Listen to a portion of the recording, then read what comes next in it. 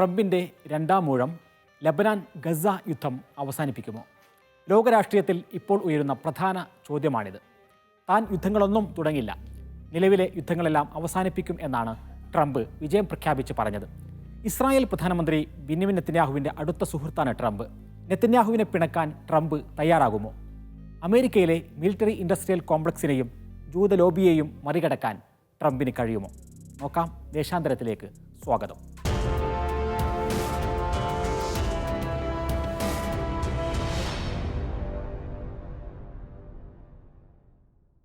അമേരിക്കയിൽ ഏറ്റവും കൂടുതൽ അറബ് വംശജരുള്ള സംസ്ഥാനമാണ് മിഷിഗൻ.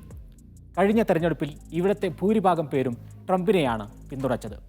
ട്രംപ് ഇവിടെ പ്രചാരണത്തിന് എത്തിയപ്പോൾ പറഞ്ഞത് പശ്ചിമേഷ്യയിൽ താൻ സമാധാനം കൊണ്ടുവരും എന്നായിരുന്നു. വിജയം പ്രഖ്യാപിച്ച് നടത്തിയ പ്രസംഗത്തിലും യുദ്ധം അവസാനിപ്പിക്കുന്ന കാര്യം ട്രംപ് ഊന്നി പറഞ്ഞു.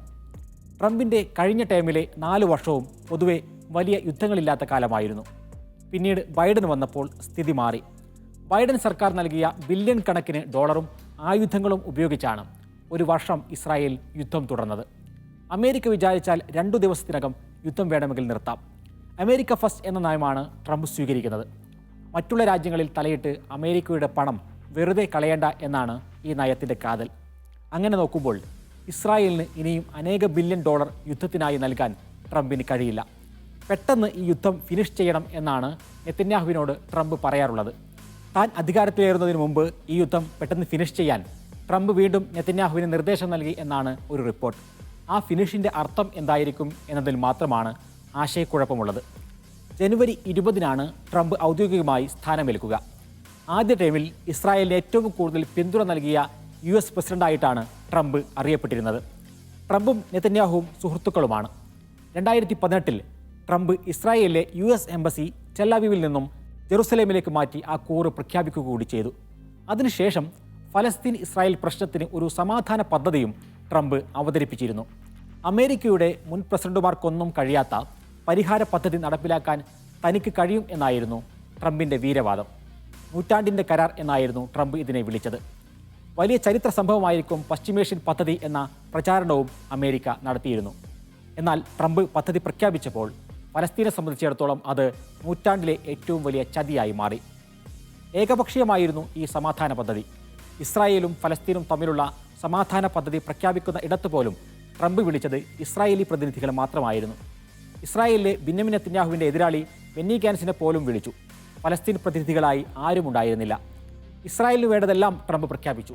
ഇസ്രായേലും ഫലസ്തീനും തമ്മിൽ പ്രധാന തർക്കമായ ജെറുസലേമിനെ ട്രംപ് ഇസ്രായേലിന് എഴുതിക്കൊടുത്തു. ഖുദ്സ് എന്നത് ഫലസ്തീനും മുസ്ലിങ്ങൾക്കും ചരിത്രപരമായി തന്നെ ഏറെ ഹൃദയബന്ധമുള്ളതാണ്. മസ്ജിദുൽ അക്സയിലേക്ക് മുസ്ലിങ്ങൾക്ക് ഇസ്രായേലിൻ്റെ അനുമതിയുണ്ടെങ്കിൽ മാത്രം പ്രവേശിക്കാവുന്ന പദ്ധതിയായിരുന്നു ട്രംപ് പ്രഖ്യാപിച്ചത്. 181 പേജുള്ള ട്രംപിൻ്റെ ഈ പദ്ധതി അന്ന് കൂടുതൽ വിശദീകരിച്ചത് നെതന്യാഹുവാണ്. ഹമാസിനെ നിരായുധീകരിക്കുക, ഫലസ്തീൻ പ്രദേശങ്ങളെല്ലാം ആയുധ മുക്തമാക്കുക, ഫലസ്തീൻ അഭയാർത്ഥികളുടെ തിരിച്ചുവരവ് വിലക്കുക തുടങ്ങിയ കാര്യങ്ങളിലാണ് ഈ പദ്ധതി ഊന്നുന്നത്. 1967-ലെ അറബ് ഇസ്രായേൽ യുദ്ധത്തിൽ ഇസ്രായേൽ ജോർദാനിൽ നിന്ന് പിടിച്ചെടുത്ത പ്രദേശങ്ങളും ഈജിപ്തിൽ നിന്ന് പിടിച്ചെടുത്ത പ്രദേശങ്ങളും ഇസ്രായേലിൻ്റെ അതിരാക്കിയാണ് ട്രംപിൻ്റെ ഈ പ്ലാൻ തയ്യാറാക്കിയിരിക്കുന്നത്. കഴിഞ്ഞ അരനൂറ്റാണ്ടിൽ ഫലസ്തീനിൻ്റെ വിവിധ പ്രദേശങ്ങൾ ഇസ്രായേൽ പിടിച്ചെടുത്തിട്ടുണ്ട്. ആ അധിനിവേശം നടത്തിയ പ്രദേശങ്ങളിൽ നിന്ന് മുഴുവൻ അവിടെ നിന്നും ഫലസ്തീനികളെ ഓടിച്ചാണ് ആ പ്രദേശങ്ങൾ ഇസ്രായേൽ കോളനികളാക്കി മാറ്റിയത്.